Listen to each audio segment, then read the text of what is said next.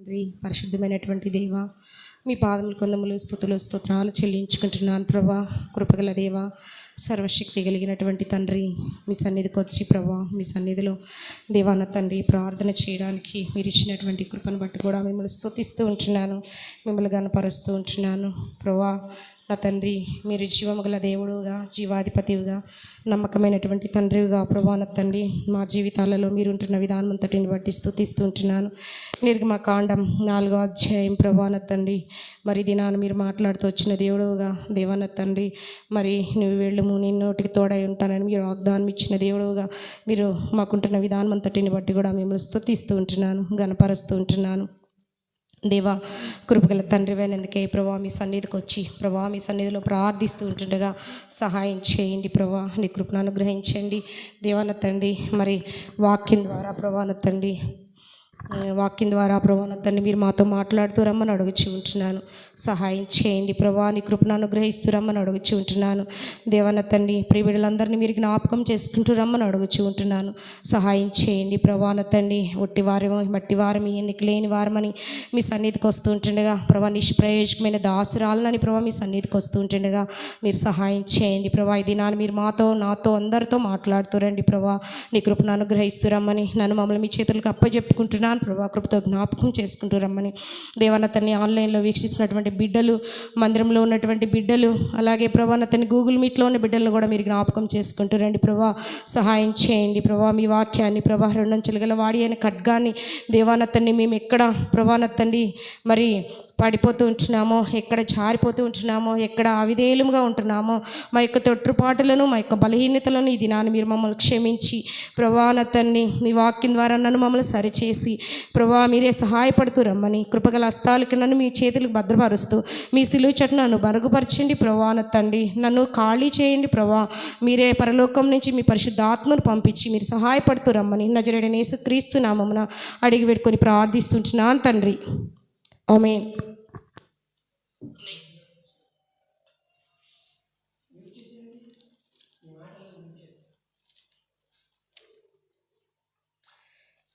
ప్రభువైన యేసుక్రీస్తు నామమున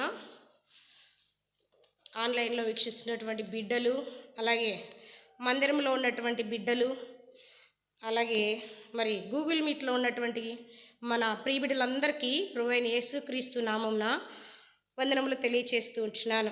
ఉదయకాల సమయంలో మరి మొదటి యోహాను రాసినటువంటి పత్రిక 5వ అధ్యాయము 14వ వచనాన్ని మరి అందరము కలిసి చదువుదాం. మొదటి యోహాను రాసినటువంటి పత్రిక 5వ అధ్యాయము 14వ వచనము. మనందరము కలిసి మీ బైబిళ్లను తీసి మరి మీ చేతితో పట్టుకొని మరి దేవుని వాక్యాన్ని చదవవలసినదిగా ప్రభువైన యేసుక్రీస్తు నామంలో అడుగుచున్నాను. ఆయనను బట్టి మనకు కలిగిన ధైర్యం ఏదనగా, ఆయన చిత్తానుసారముగా మనమేది అడిగినను ఆయన మన మనవి ఆలకించుననున్నదియే. మరొకసారి చదువుదాం. ఆయనను బట్టి మనకు కలిగిన ధైర్యం ఏదనగా, ఆయన చిత్తానుసారముగా మనమేది అడిగినను ఆయన మన మనవి ఆలకించుననున్నదియే. మరొక్కసారి చిన్న ప్రార్థన చేసుకుందాం వాక్యం కొరకు. ప్రేమ నమ్మకం గల పరలోకపు తండ్రి, మరొక్కసారి ప్రభా మీ సన్నిధికి వస్తుంటున్నాను. ఎన్నిసార్లు ప్రభా మీ సన్నిధికి వచ్చినా త్రోసివేయిన దేవుడవు, నెట్టివేయిన దేవుడవు దేవా. తిరిగి తిరిగి తిరిగి తిరిగి మీ పాద సన్నిధికి వస్తూ ఉంటున్నాను దేవా. ఇది నాన్న మరి స్త్రీల కూడికని ఉపవాస ప్రార్థన నిమిత్తమై, స్త్రీల ఉపవాస ప్రార్థన నిమిత్తమై చేరరాగలిగినటువంటి బిడ్డలందరినీ బట్టి కూడా మిమ్మల్ని స్తుతిస్తూ ఉంటున్నాను. ఆన్లైన్లో గూగుల్ మీట్లో అలాగే మందిరంలో చేరరాగలిగిన ప్రియ బిడ్డలందరినీ బట్టి కూడా మిమ్మల్ని స్తుతిస్తూ ఉంటున్నాను. కృపతో జ్ఞాపకం చేసుకుంటూ రండి దేవ. ఒట్టిదాన్ని మట్టిదాన్ని నిష్ప్రయోజకమైన దాస్త్రాలను ఒప్పుకుంటూ మరొక్కసారి నన్ను మీ బలమైన అదృశ్యమైన హస్తం కిందకి తీసుకొస్తూ ప్రభా నాతో మాతో అందరితో మీరు మాట్లాడుతూ రమ్మని సహాయం చేయమని నజరేయుడైన యేసుక్రీస్తు నామమున అడిగి పెట్టుకుని ప్రార్థిస్తున్నాను తండ్రి. ఆమేన్.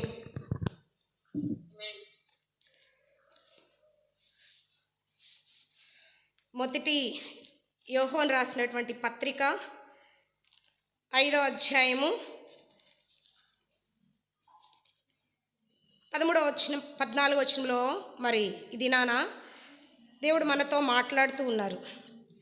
ఈ వచనము మనం అనేక మంది మరి దైవ సేవకుల ద్వారా అనేక మంది ద్వారా మనం వింటూ వచ్చాము.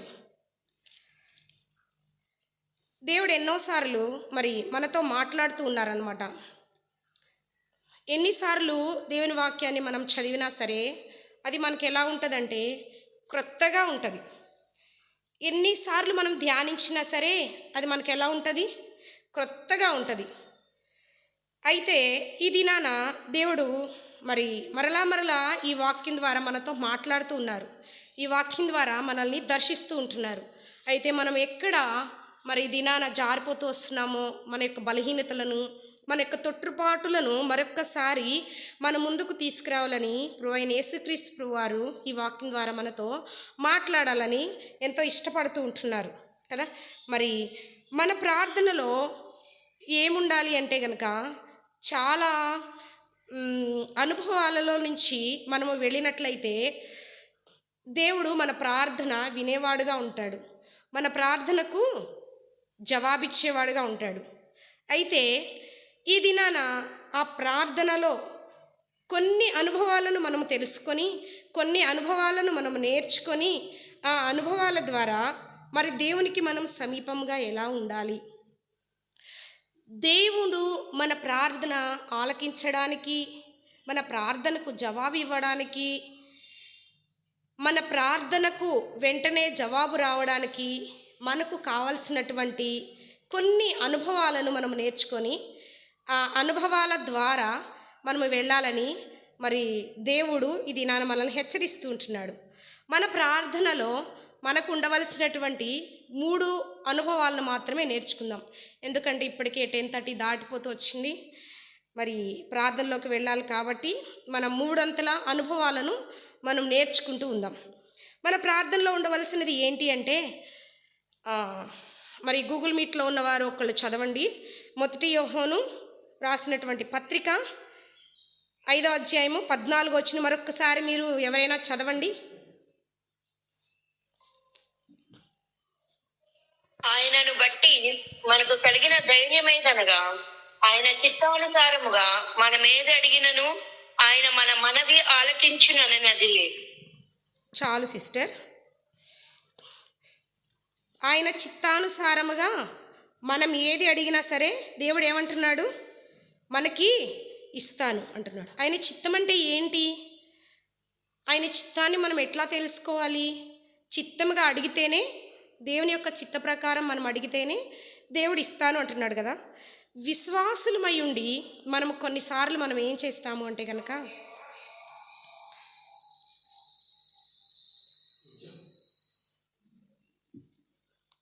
మనం ఏం చేస్తామంటే కనుక మరి వెండి కావాలి, బంగారం కావాలి, లేదా ఆస్తి కావాలి, లేకపోతే పేరు ప్రఖ్యాతులు కావాలి, లేదా అందరిలో నేను గొప్పదానినై ఉండాలి, అందరిలో నేనే కొంచెం మంచిగా ఉండాలి అని చెప్పేసి మనం కోరుకొని మరి దేవా నాకు ఆస్తి కావాలి, ఐశ్వర్యం కావాలి, మా బంధువుల కంటే నేనే గొప్పగా ఉండాలి అని ఈ రీతిగా మనం ఏం చేస్తామంటే ప్రార్థన చేస్తూ ఉంటాము.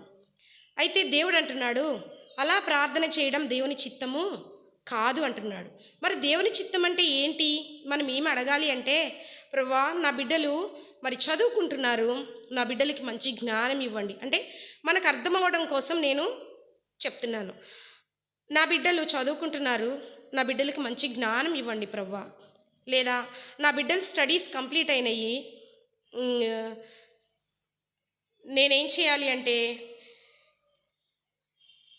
నా బిడ్డలకి మంచి జాబ్ కావాలి ప్రభువా అని చెప్పేసి. గూగుల్ మీట్లో ఉన్న వాళ్ళకి వినపడుతుందండి?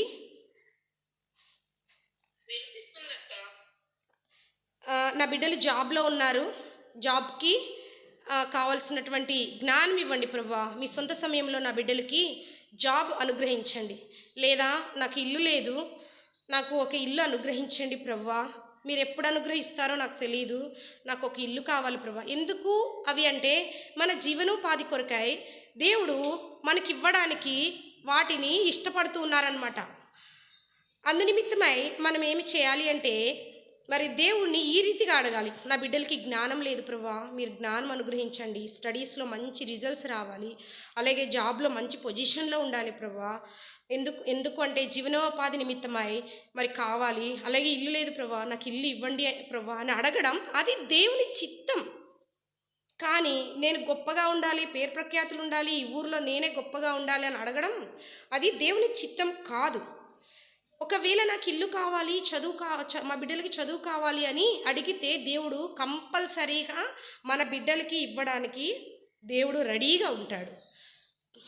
అయితే కొన్నిసార్లు అడగకూడని కూడా మనం అడుగుతాము. ఎట్లా అడుగుతామంటే, ప్రభా నేను ఈ దినాన్ని మందిరానికి వెళ్ళాలా వద్దా, దేవా ఈ దినాన నేను మందిరంలో ప్రార్థన చేయాలా వద్దా, దేవా ఈ దినాన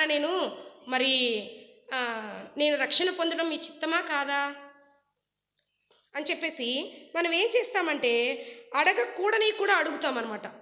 లేదా నేను ఎర్లీ అవర్స్లో లేచి ప్రార్థన చేయడం మీ చిత్తమైతే లేపు, మీ చిత్తమైతే చీకటితోనే నేను లేచి మీ సన్నిధిలో గడపాలి, మీ చిత్తమైతే అంటాం. అది దేవుని చిత్తమే, అది కంపల్సరీ దేవుని చిత్తమే. దేవుడు అట్లాంటి వాటిని మనం అడగకూడదు. ప్రభా ఇది నీ చిత్తమా కాదా అని అడగకూడదు. బైబిల్ చదివే విషయంలో కానీ, ప్రార్థన చేసే విషయంలో కానీ, లేకపోతే మందిరానికి వెళ్ళే విషయంలో కానీ, లేకపోతే రక్షణ పొందే విషయంలో కానీ, విశ్వాసం ఉంచే విషయంలో కానీ ఇది నీ చిత్తమా అని అడగకూడదు. దేవుడు అదే మనల్ని ఇది నన్ను హెచ్చరిస్తూ ఉంటున్నాడు అనమాట. మనం అడిగే ప్రతిదీ ఎలా ఉండాలంటే దేవుని చిత్తమై ఉండాలి. ఎలా అంటే కొంతమంది ఇల్లు కట్టుకుంటారు, ఇల్లు కట్టుకోవడానికి దేవుని చిత్తాన్ని అడగకుండా నాకు ఇల్లు లేదు కదా అని చెప్పేసి గవర్నమెంట్ వాళ్ళు లోన్ ఇస్తున్నారు, లేదా బ్యాంక్ వాళ్ళు లోన్ ఇస్తున్నారు అని చెప్పేసి ఆ లోన్ తీసుకుంటాము. ఆ లోన్ తీసుకున్న లోను కట్టుకోవడానికి మనకు మనీ చాలదు. మనీ చాలనప్పుడు మళ్ళీ ఏం చేస్తామంటే వేరే వాళ్ళ దగ్గరికి వెళ్ళి మరలా కొంత మనీ తీసుకుంటాము. ఆ మనీ కట్టడానికి మన దగ్గర అప్పులు తీర్చడానికి మనీ లేకపోతే మనం ఏం చేస్తాము అంటే కనుక విశ్వాసాన్ని కోల్పోయి దేవుణ్ణి దూషిస్తాము. నాకు ఇన్ని కష్టాలు వచ్చినాయి, ఇన్ని బాధలు వచ్చినాయి, ఇన్ని వేదనలు వచ్చినాయి ప్రభువా, మరి ఇల్లు నాకు ఇవ్వలేదు కదా అని చెప్పేసి మనం ఏం చేస్తామంటే దేవుణ్ణి దూషించి మరి విశ్వాసాన్ని కోల్పోయేటటువంటి పరిస్థితులలో ఉంటాము. మనం ఏం చేయాలి? దేవుడు చెప్తూ ఉంటున్నాడు యోహాను పత్రిక 5:14 దేవుని చిత్తాన్ని మనము తెలుసుకోవాలి అని మరి దేవుడు సెలవిస్తున్నాడు. కొన్నిసార్లు వీటి ద్వారా దేవుని చిత్తాన్ని మనం తెలుసుకోకుండా ఏం చేస్తామంటే కొన్ని టెన్షన్స్ని తీసుకొచ్చుకుంటాం. మనమే మన స్వచిత్తాన్ని చూసుకొని మనం ఏం చేస్తామంటే కొన్ని టెన్షన్స్ని తీసుకొచ్చుకుంటాం. మన జీవితంలో కొన్ని టెన్షన్స్ వస్తున్నాయి, కొన్ని కష్టాలు వస్తున్నాయి, కొన్ని బాధలు వస్తున్నాయి అంటే ఎందుకు వస్తాయి అంటే మన దేవుని చిత్తాన్ని మనము గుర్తించగా మరి దేవుని చిత్తాన్ని మనం తెలుసుకొనక తొందరపడి మనము దానిలో కాలు వేసి లేనిపోయినటువంటి కష్టాల్ని మనం తీసుకొచ్చుకుంటాము. తద్వారా విశ్వాసాన్ని కోల్పోతాము, తద్వారా దేవునికి మనము దూరం అయిపోయేటటువంటి వారముగా ఉంటున్నాము. చూడండి, కొంతమంది మందిరాన్ని వదిలేసేసి మన సహవాసాన్ని వదిలేసేసి వేరే సహవాసానికి వెళ్తారు. వెళ్ళి అక్కడ పరిస్థితులు చూస్తారు. అక్కడ పరిస్థితులు చూసి సేవ అంటే ఇలా ఉంటుందా, లేదా మందిరం అంటే ఇలా ఉంటుందా, పద్ధతులు ఇలా ఉంటాయా, దేవుని సేవకులు ఇలా ఉన్నారా అని చెప్పేసి వాళ్ళు అట్లా ఉన్నారు కదా, వాళ్ళు అలా ఉన్నప్పుడు మేమెందుకు ఉండకూడదు అని చెప్పేసి వాళ్ళు అక్కడికి వెళ్ళి ఆ పరిస్థితులను చూసి విశ్వాసాన్ని కోల్పోయి తద్వారా దేవునికి దూరం అయిపోయే వాళ్ళు చాలామంది ఉన్నారు.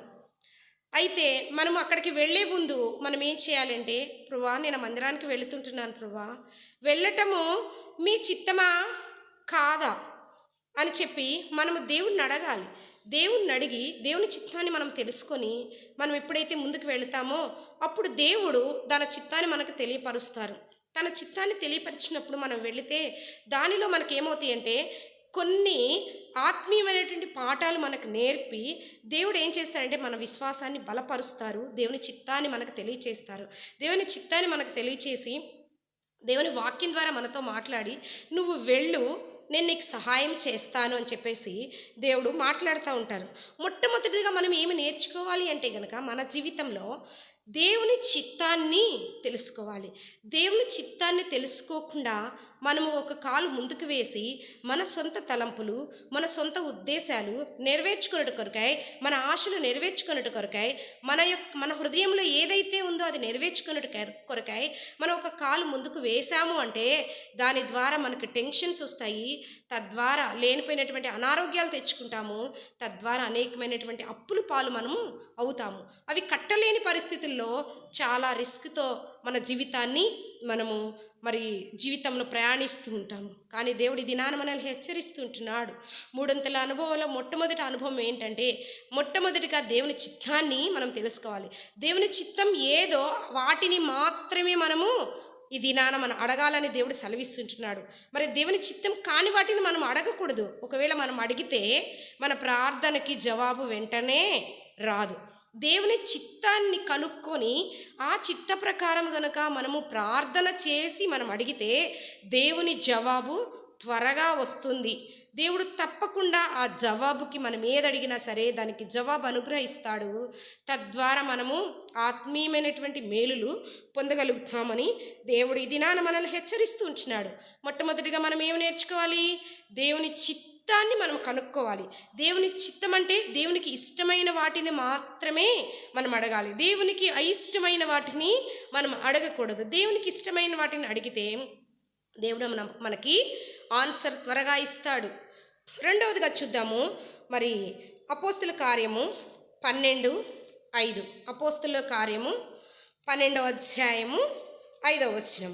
పేతురు చెరసాలలో ఉంచబడెను, సంఘమైతే అతని కొరకు అత్యాసక్తితో దేవునికి ప్రార్థన చేయుచుండెను. ఎవరు చెరసాలలో ఉన్నారు? పేతురు చెరసాలలో ఉన్నారు కదా. పేతురు చెరసాలలో ఉన్నప్పుడు ఎవరు ప్రార్థన చేస్తూ ఉన్నారు? సంఘము ప్రార్థన చేస్తూ ఉన్నది. సంఘం ఎలా ప్రార్థన చేస్తున్నది? అత్యాసక్తితో ప్రార్థన చేస్తుంది సంఘం కదా. మన ప్రార్థనలో రెండవదిగా మన ప్రార్థనలో ఏముండాలంటే ఆసక్తి, అత్యాసక్తి. ఆసక్తి వేరు, అత్యాసక్తి వేరు. వారు పేతురు కొరకు ఆ సంఘస్థులు ఎలా ప్రార్థన చేస్తున్నారంటే అత్యాసక్తితో ప్రార్థన చేస్తుంటున్నారు. అత్యాసక్తితో ప్రార్థన చేయడం అంటే ఏంటి అంటే,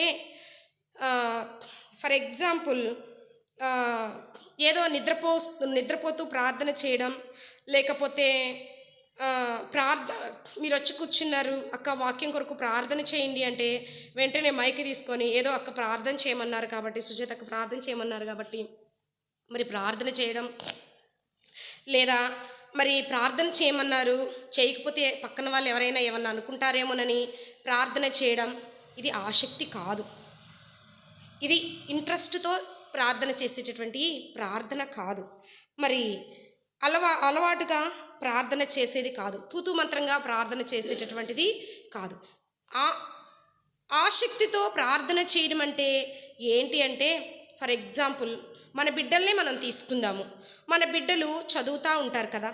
వాళ్ళు చదువుకున్నప్పుడు వాళ్ళు ఏం చేస్తారంటే ఐఏఎస్కో ఐపీఎస్కో ప్రిపేర్ అనుకున్నప్పుడు ఆ పిల్లలు మన బిడ్డలు ఎలా చదువుతారు? ఎంతో ఆసక్తితో చదువుతారు. ఎందుకని అలా చదువుతారంటే, నేను ఐఏఎస్ కొట్టాలి, లేదా ఐపీఎస్ కొట్టాలి, లేకపోతే నేను డాక్టర్గా చదవాలంటే నీటో ఏదో ఎగ్జామ్ రాయాలి, నేను మంచి ర్యాంక్ తెచ్చుకోవాలి అంటే వాళ్ళు ఏం చేస్తారు? ఎంతో రాత్రులు పగలు ఎప్పుడు నిద్ర లేపినా సరే వెంటనే కూర్చొని చదువుతూ ఉంటారు కదా. దానిని అత్యాసక్తి అంటారు. దానిని ఏమంటారు? అత్యాసక్తి అంటారు. మన బిడ్డలకి మంచి మార్క్స్కి రావాలి అంటే మనం ఏం చేస్తాము? స్కూల్స్కి పంపిస్తాము, లేదా కాలేజెస్కి పంపిస్తాము. ఇంకా మంచిగా రావాలి అంటే ట్యూషన్స్కి పంపిస్తాము, లేదా ఎక్స్ట్రా క్లాసెస్కి పెడతాము, లేకపోతే ఇంట్లోనే ట్యూషన్స్ పెడతాము, ఇంకా ఎక్స్ట్రా క్లాసెస్ ట్యూషన్స్ పెడతాము. ట్యూషన్ పెట్టి మన బిడ్డలు మంచిగా రావాలి, మంచిగా రాణించాలి అని చెప్పేసి ఎంతో ఇష్టంగా వాళ్ళని చదివిస్తాము. ఆ బిడ్డలు కూడా ఎంతో ఆసక్తితో చదువుతూ ఉంటారు. అలా చదివి ఎలా అయినా సరే నేను ఆ ర్యాంక్ కొట్టాలి అని చదువుతూ ఉంటారు చూడండి. వాళ్ళని అలా చదివే వారిని అత్యాసక్తితో అని అంటారు కదండి. జాబ్ చేయాలి అంటే కనుక ఎట్లా ఉంటుంది అంటే కనుక వాళ్ళు ఎంతో ఆసక్తితో చదివి జాబ్ని కొడతారనమాట. ఎంత ఆసక్తితో చదువుతారు అంటే చాలా ఆసక్తితో చదువుతారు వాళ్ళు. అలాగే మనము కూడా మన అవసరముల నిమిత్తమై, మన అక్కరల నిమిత్తమై మనం ఎలా ప్రార్థన చేయాలంటే, ఆ బిడ్డలు ఎలా అయితే ఆసక్తితో చదువుకుంటున్నారో మనము కూడా అంతే అత్యాసక్తితో ప్రార్థన చేయాలి. వాళ్ళు పేతురు కొరకు వాళ్ళు ఏం చేస్తూ వచ్చారంటే, సంఘం అంట అత్యాసక్తితో ప్రార్థన చేస్తూ ఉంది. సంఘము అత్యాసక్తితో మరి ప్రార్థన చేస్తూ ఉంది. అత్యాసక్తితో ప్రార్థన చేయడం వల్ల మరి దేవుడు వారి జీవితంలో ఆ కార్యాన్ని మరి నెరవేరుస్తూ వచ్చారు. మనం ఎంత ఆసక్తితో ప్రార్థన చేస్తూ వచ్చామో అంతే ఆసక్తితో మరి దేవుడు కూడా జవాబిస్తాడు. మనము ఎంత శ్రద్ధ కలిగి ప్రార్థన చేస్తామో అంతే త్వరితగతిన దేవుడు మనకు జవాబిస్తాడు. ఎంత అత్యాసక్తితో ప్రార్థన చేస్తామో ఆ ప్రార్థనకి దేవుడు త్వరితగతిన ప్రార్థనకి జవాబిస్తాడు. నెక్స్ట్ మన ప్రార్థన కూడా ఆలకిస్తాడు. చూడండి, ఏలియా మన వంటి స్వభావం గల మనుషుడే, కానీ అత్యాసక్తితో ప్రార్థన చేస్తే 3.5 సంవత్సరములు వర్షింపలేదు.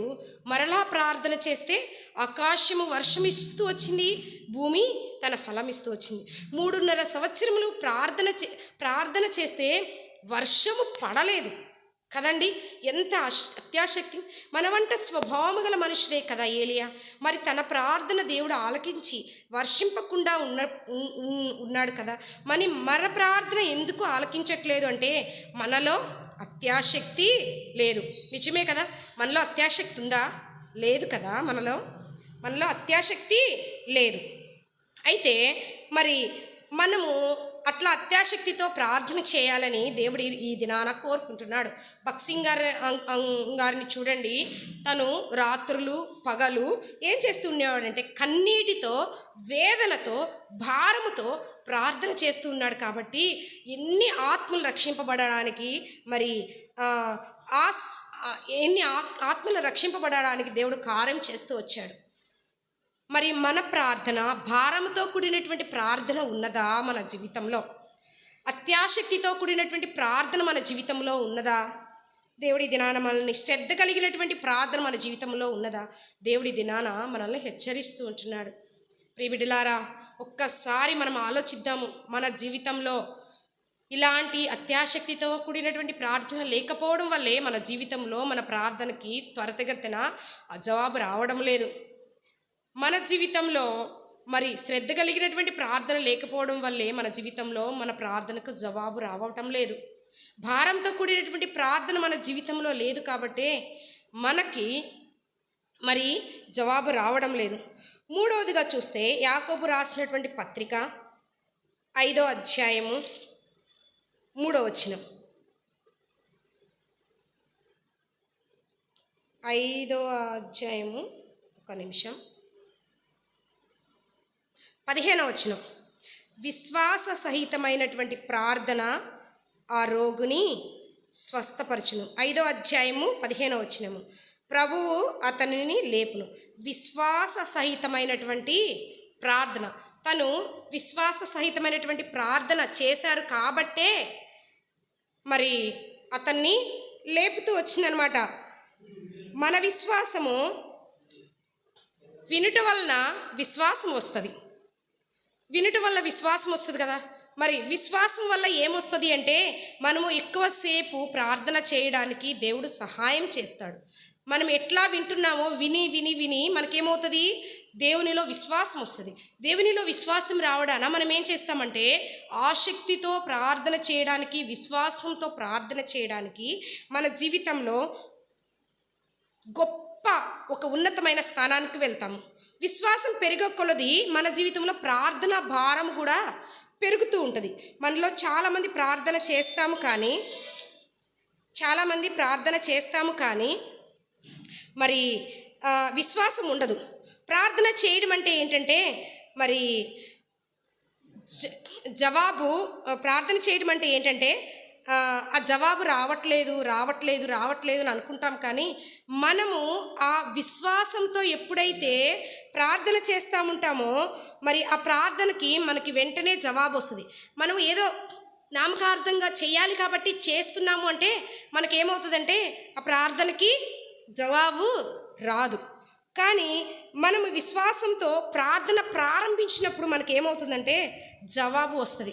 ఎలా అంటే యేసుక్రీస్తు ప్రభువారు మరి కొన్ని పరిస్థితుల్లో మరి తను ఆయా ప్రదేశాలు ఆయా గ్రామాలు వెళుతూ ఉంటున్నప్పుడు తను ఏం చేస్తూ ఉన్నాడంటే కొంతమందిని మరి స్వస్థపరుస్తూ ఉంటున్నాడు. కొంతమందిని స్వస్థపరిచినప్పుడు నీ విశ్వాసము నిన్ను స్వస్థపరచును అని చెప్తున్నాడు. నీ విశ్వాసము నిన్ను రక్షించును అని చెప్తూ ఉన్నారు యేసుక్రీస్తు ప్రభువారు కదా. విశ్వాసం వల్ల రక్షణ వచ్చింది, విశ్వాసం వల్ల స్వస్థపరచబడుతూ ఉంటున్నాం. మన జీవితంలో మనకు స్వస్థత లేదు అంటే, కొన్ని పరిస్థితుల్లో మనకు కలిగినటువంటి అనారోగ్య పరిస్థితుల వల్ల మనకు స్వస్థత రావడం లేదు అంటే మనం అవిశ్వాసులుగానే ఉంటున్నాం. ఈ దినాన దేవుడు హెచ్చరిస్తుంటున్నాడు. మన జీవితంలో మరి మరి మన ప్రార్థన వల్ల మనకు స్వస్థత రావట్లేదు అంటే మనము అవిశ్వాసంగా ప్రార్థన చేస్తున్నాం, విశ్వాసంగా ప్రార్థన చేయట్లేదు.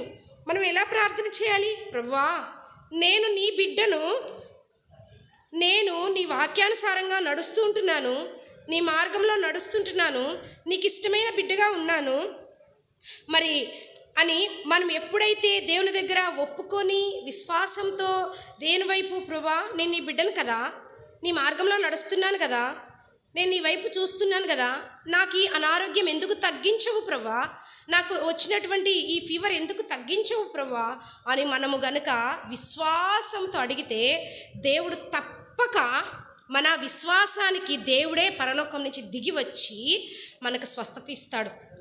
నాకు జ్వరం వచ్చినది, లేకపోతే నాకు ఫలానా అనారోగ్యం వచ్చినది, నాకు థైరాయిడ్ లేకపోతే ఇది అని మనం అనుకుంటాము. కానీ దేవుడు అంటున్నాడు మనల్ని స్వస్థపరచడానికి మనలో అవిశ్వాసం ఉన్నదంట. మనలో అవిశ్వాసం ఉండడం వల్ల మనకి వెంటనే రిలీఫ్ రావడం లేదు.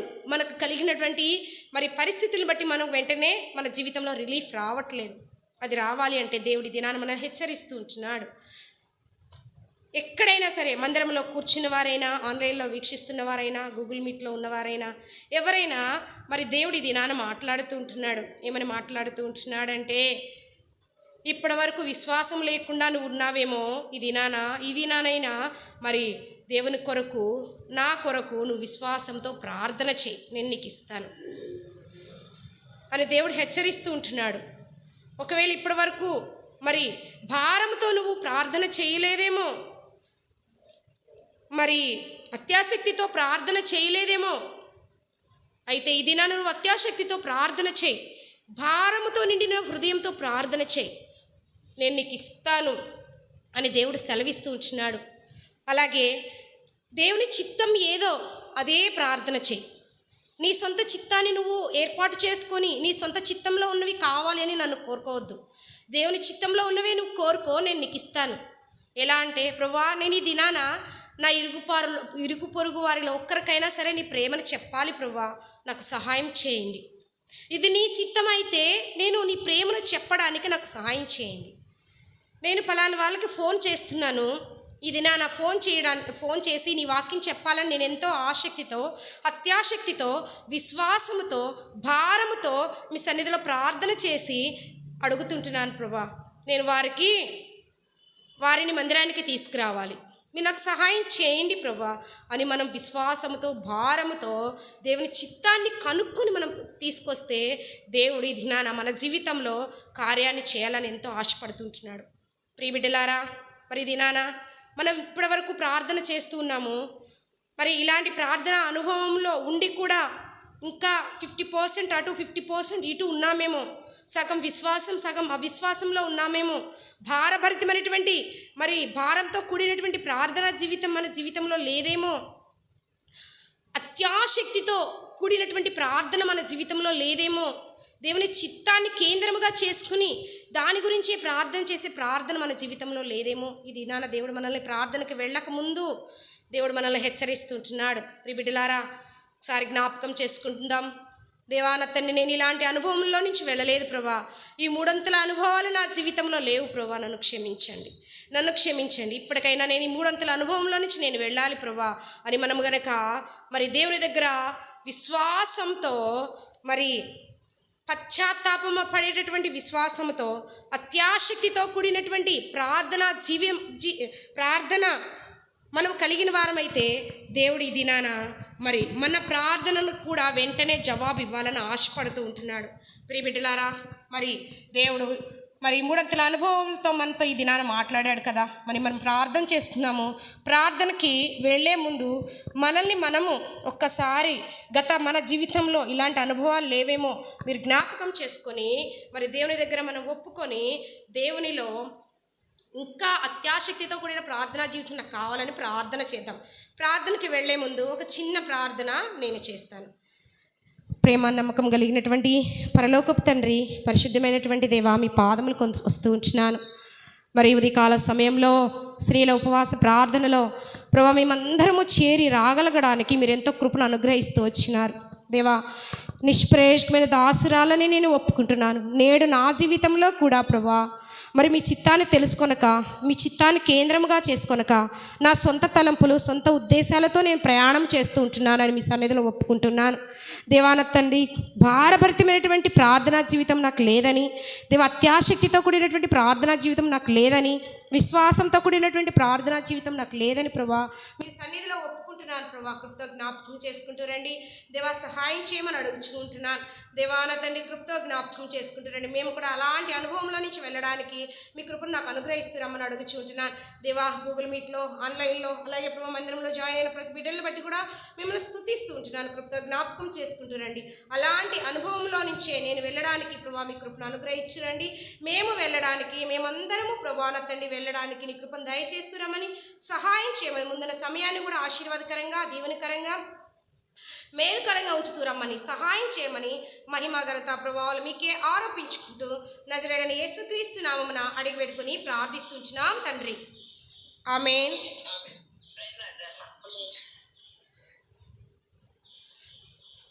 అందరికీ ప్రైజ్ ది లార్డ్.